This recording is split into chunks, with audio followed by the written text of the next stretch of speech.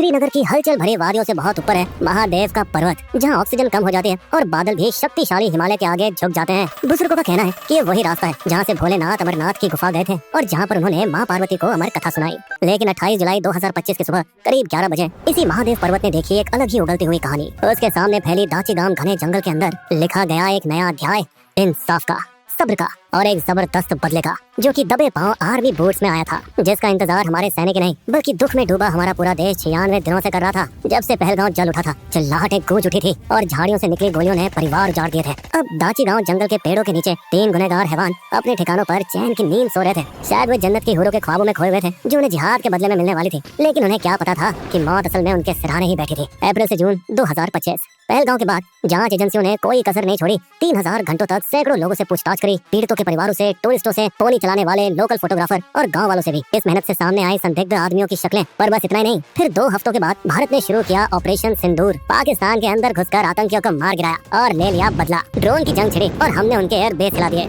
लेकिन फिर भी असली सवाल अब भी हवा में था। पहलगांव के असली गुनहगार कहाँ गायब हो गए? फिर 2 हफ्ते बाद 22 मई को आया पहला पक्का सुराग। आईबी को मिली खबर कुछ आतंकवादियों के मूवमेंट की। फिर अफसरों ने ऊंचे बर्फीले रास्तों पर दिन रात पहरे दिए। छानबीन जारी रखी गई कई दिनों के लिए, लेकिन कुछ भी हाथ नहीं लगा। फिर 22 जून को आखिरकार मेहनत रंग लाई और एनआईए ने 2 लोकल्स को पकड़ा, परवेज और बशीर जोथर, जिन्होंने सच उगल डाला और दिखाया कि किस पहाड़ पर बनाया गया था टेम्पररी शेल्टर, जहां इन दोनों हरामियों ने पहलगांव हमले के बाद आतंकियों को पनाह दी थी। उनकी गवाह से ये पता चला कि सभी अनंतनाग के बैसरन से श्रीनगर के दाची गांव के बीच करीब 40 से 50 किलोमीटर के जंगल में छुप रहे थे और श्रीनगर के इन बेशुमार जंगलों और ढलानों में सही लोकेशन ढूंढना मतलब घास के ढेर में सुई खोजना था दोस्तों। 14 दिन ऑपरेशन के। अब असली पोल खोल 11 जुलाई को हुआ, जब सेना ने पकड़ा एक चाइनीज सैटेलाइट फोन का सिग्नल, जो कि सीधा दाची गांव नेशनल पार्क से आ रहा था। दोस्तों आपको याद होगा, ऐसा ही एक फोन बिना इंटरनेट या मोबाइल नेटवर्क के पहले भी इस्तेमाल हुआ था पहलगांव हमले की प्लानिंग और अंजाम के वक्त अपने आकाओं से बात करने के लिए। और बस यहीं से चालू हुआ ऑपरेशन। आर्मी के 24 राष्ट्रीय rifles, 4 para special forces, J&K police का स्पेशल ऑपरेशन ग्रुप और सीआरपीएफ से करीब 180 जवान मिलकर साथ आए। सभी जंगल में उतर पड़े, दाची गांव की ऊंची ढलानों और खतरनाक जंगलों के बीच खोजबीन करने के लिए। फिर 15 जुलाई को स्थानीय बकरवाल चरवाहे ने बताया कि 3 अजनबियों की आधी रात में चहलकदमी देखी गई थी, जो रात को आग जलाकर कुछ पका रहे थे और इससे शक यकीन में बदल गया। यही थे हमारे निशाने। पर दोस्तों सेना ने सीधा हमला नहीं किया, बल्कि अपनाया एक नया तरीका, जिसे कहते हैं स्टेप्ड डोमिनेंस। क्योंकि कम रोशनी वाले घने जंगल में सीधी गोलीबारी से टकराना मतलब अपने सिपाहियों की जान को खतरे में डालना था। तो सबसे पहले जंगलों के ऊपर ड्रोन के झुंड उड़ाए गए और हर हरकत पर नजर रखी गई। अब long range electro surveillance pod ने घने पेड़ों के पीछे छिपे ठिकानों को स्कैन करना शुरू किया। इस तरफ श्रीनगर के बादामी बाग में आर्मी, पुलिस और इंटेलिजेंस के सेंटर में हर रात डेटा इकट्ठा किया जा रहा था और शिकार का ठिकाना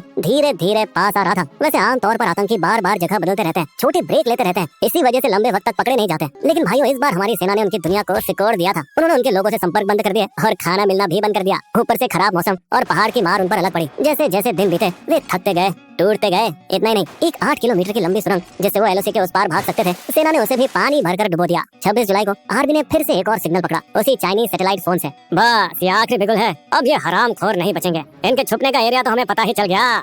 27 जुलाई रात 11 बजे आर्मी की टीमें निकल चुकी थी। हर एग्जिट पॉइंट ब्लॉक कर दिए गए थे, अब कोई भाग नहीं सकता था। 28 जुलाई सुबह 8 बजे ड्रोन के हीट सेंसिंग कैमरे हरकत में आ चुके थे और पेड़ों के नीचे छुपे आतंकवादियों का एकदम सटीक पता लग चुका था। 9:30 बजे सुबह सेना ने अपनी आखिरी चढ़ाई शुरू कर दी और ऊंचाइयों पर अपना डेरा जमाकर वे उनके अड्डों पर नजर रखने के लिए तैयार हो गए। जंगल की धुंध और कम रोशनी में हमारे कमांडो चुपचाप घास के अंदर रेंगते हुए आतंकियों के अड्डे से बस 10 मीटर की दूरी पर कवर लेकर जम गए। सभी कमांडोज की उंगली ट्रिगर पर जमी हुई थी, सांसें थमी हुई थी। तभी एक कमांडो ने टेंट में झांक कर देखा। नो मूवमेंट सर, सब कुछ एकदम शांत है। बस ये जंगल और गुरिल्ला वॉर में एक जानलेवा गलती होती है दोस्तों, क्योंकि कोई ना कोई तो हमेशा निगरानी में होता है, जबकि बाकी आराम करते हैं। लेकिन हफ्तों से भागते छिपते भूखे प्यासे ये आतंकी अब थक हार चुके थे। 1 ही मिनट के अंदर कमांडो ने रेडियो में फुसफुसाकर कमांडो पोस्ट में खबर दी और उस घने जंगल की धुंध में जवानों ने हाथों से इशारे किए और बस फिर कुछ ही सेकंड्स में पहली गोली चली। 7 मीटर वाली पोस्ट से 3 में से 2 आतंकवादी वहीं मारे गए। सोते सोते ही हूरों की बाहों के उनको टिकट मिल गए। लेकिन तीसरा आतंकी गोलियों की आवाज से चौंक कर उठ गया और टेंट से लुढ़क कर बाहर आ गया। उसने कवर लिया और फिर लड़ने की ताकत जुटाकर शुरू कर दी सेना की तरफ गोलीबारी, जो करीब आधे घंटे तक चली। मगर वो अकेला था और चारों तरफ से घिर चुका था। अपनी आखिरी कोशिश करते हुए उसने अपनी जान बचाने के लिए वो जैसे ही जंगल की घनी झाड़ियों की ओर भागा, पहाड़ की ऊंचाइयों पर तैनात जवान इसी पल के लिए तैनात थे और उन्होंने उसे वहीं से शूट करके खत्म कर दिया। 12:14 दोपहर में ड्रोन के कैमरों ने ये पुष्टि कर दी कि तीनों निशानों को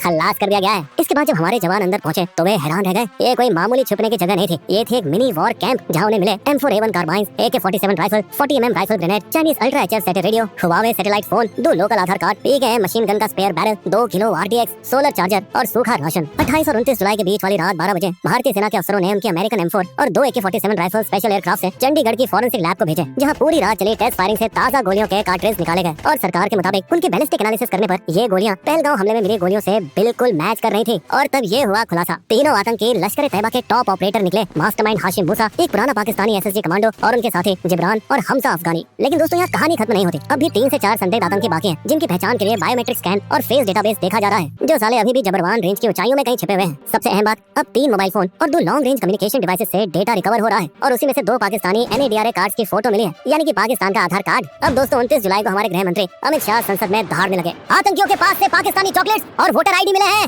यहाँ इत्तेफाक ये था कि मुठभेड़ उसी दिन हुई जिस दिन संसद में ऑपरेशन सिंदूर पर बहस चल रही थी, जिसमें हमारी सरकार पर यह इल्जाम लगाया जा रहा था कि ये सब सरकार का ही सेटअप है, जिसका कोई सबूत नहीं मिला। और दोस्तों अगर जिनको सरकार की बात नहीं माननी, वे कम से कम सेना की बात तो मान ही सकते हैं। पर इन सबके भी ऊपर यहाँ असली बड़ा सवाल कुछ और ही है कि अगर हाशिम मूसा और उसके साथी जिब्रान सितंबर 2023 में भारत में घुस चुके थे और अक्टूबर 2024 में जेड मोहर टनल पर वे अटैक भी कर चुके थे, जिसमें 7 मजदूर मारे गए, तो दोस्तों इन सबसे ये तो बिल्कुल साफ है कि इतने लंबे घने जंगल वाले बॉर्डर पर घुसपैठ को पूरी तरह से रोकना तो बेहद ही मुश्किल है। मगर अब लगता है कि जम्मू कश्मीर में दिखी तरक्की से खुश होकर सरकार ने थोड़ी देर के लिए वहाँ से नजरें हटा ली हैं और एक तगड़ा सबक भी सीख रखा है कि ये साला पाकिस्तान कश्मीर पर कभी